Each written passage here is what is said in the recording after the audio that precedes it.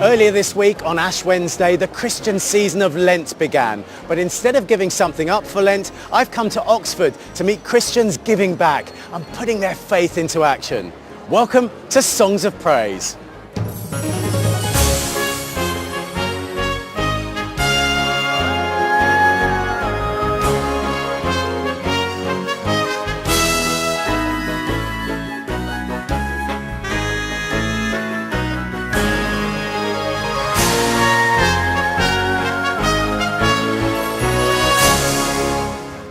So this week I take on a generosity challenge with Christians helping ex-offenders with their rehabilitation. Everyone's brilliant here, we are really blessed. The Reverend Rose Hudson-Wilkin tells Claire McCollum about the meaning of Lent. And we hear a powerful story of forgiveness from a mother who lost her daughter in tragic circumstances.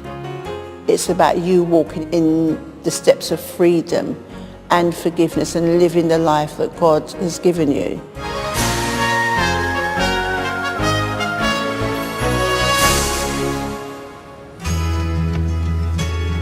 Lent is known as a reflective time for Christians, remembering the life of Jesus and the sacrifice he ultimately made for us. We hope that comes through in our music today, and we start with a stirring hymn, Crown Him with Many Crowns.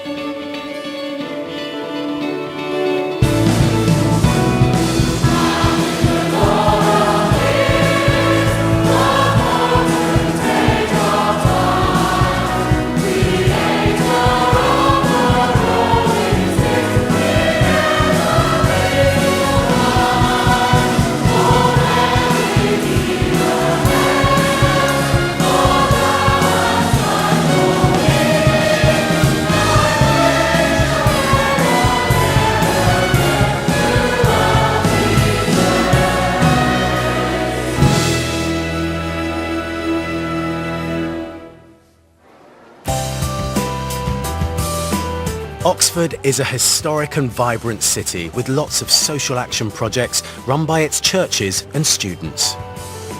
And one of those groups is here at St Aldate's Centre, and I've been challenged to join in.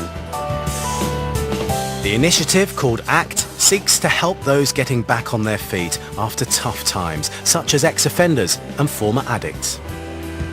So, do you want tomatoes? I'll have a tomato. Oh, and there are some beans there if you want them. Every week, they and local Christians have breakfast together to enjoy food and friendship. So for my generosity challenge, I'm helping to serve the breakfast with recent graduate Roisin Jackson. So Roisin, how did you get into all of this? I started off, I worked at the night shelter last year, and also just being around church and being around people who had a real heart for the poor and to see God's justice in Oxford. I thought it was really, really inspirational to me. So you're an intern. What's the plan for the future? So next year I'm going to be moving to South Asia to do some work, some anti-human trafficking work. Wow, that's a fantastic opportunity. Are you excited about that? That'll be hard work, won't it? Really challenging. Yeah, I think a mixture of excited and slightly terrified, but I think it's going to be great. And what is all this teaching you about generosity? I think for me, I'm really learning just about the different ways in which you can give. So like giving your time. When I read the Bible, I see the God that has a heart for the poor and loves justice. I think we're called to live as Christ does, and so actually that requires that we stand up and we help the poor and we don't just walk past. And at this time of year, Lent, when people give something up, you're giving something back. Yeah, I think obviously like giving stuff up is really great and can be a really helpful discipline, but I find that like giving something back is often more powerful. To be able to know that I can come here and get support and help with any issues that I've got, it really helps me a lot. Through this act, it's helped me to get on my feet, and it's just a nice family atmosphere. It's great. It's brilliant. It gives us structure, something to do. It's meeting positive people who are really going places with their life, and it's really important. Yeah, it's really good. Everyone's brilliant here. We are really blessed. Where does God fit into the work you're doing here? I think being able to just lean on God and God providing the strength to go through and carry on when actually sometimes I feel like I really can't do it is really helpful.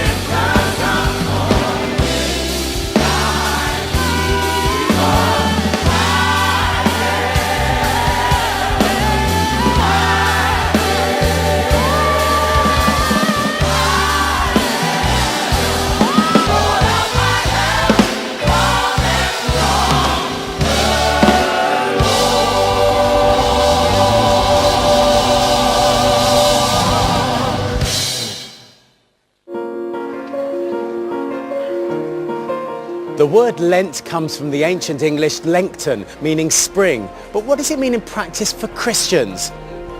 Claire McCollum has been finding out from the chaplain to the Speaker of the House of Commons, the Reverend Rose Hudson Wilkin. Crazy. People are always rushing. And often... For many of us, life is busy. Too busy, maybe. And I've come to visit Rose in her parish, right in the heart of the City of London. When you're in this area on a morning, later on in the evening, or even lunchtime, the busyness, the noise, the bumper to bumper, it's quite hectic, and you're almost wishing you weren't there. So Lent is a welcome relief because it allows us to take time out, just to pause, to stop, to reflect, to switch off the noises around us. And I had the good fortune of having traveled to Israel. And so I was in Jerusalem, and I could see how busy it was. So it must have been similar for our Lord. And he knew that he had to take time out to prepare himself for what was about to happen in terms of his ministry. During that time of quiet reflection, coming face to face with certain temptations and overcoming that. And that is important for us today. Tucked away in a side street is Rose's church, called St Mary at Hill. During Lent, traditional churches like this one remove their flowers and cover their altar in a purple cloth, symbolic of a time of grieving and mourning for the suffering of Christ. There is meant to be a sense of austerity during the Lenten period. We're meant to be in that mood, in that space where we're quiet and reflective and not being attracted by colors and brightness and ecstatic music. Jesus sets the pattern of what it means to be steeped in that place of quiet with God, a time of growing, a time of setting aside your sort of personal agendas and actually making God's agenda your agenda. Of course, fasting is a very important part of Lent. What is the significance of it, Rose? And it's not simply about let's give up some chocolate or, sometimes we like to give up things that are easy.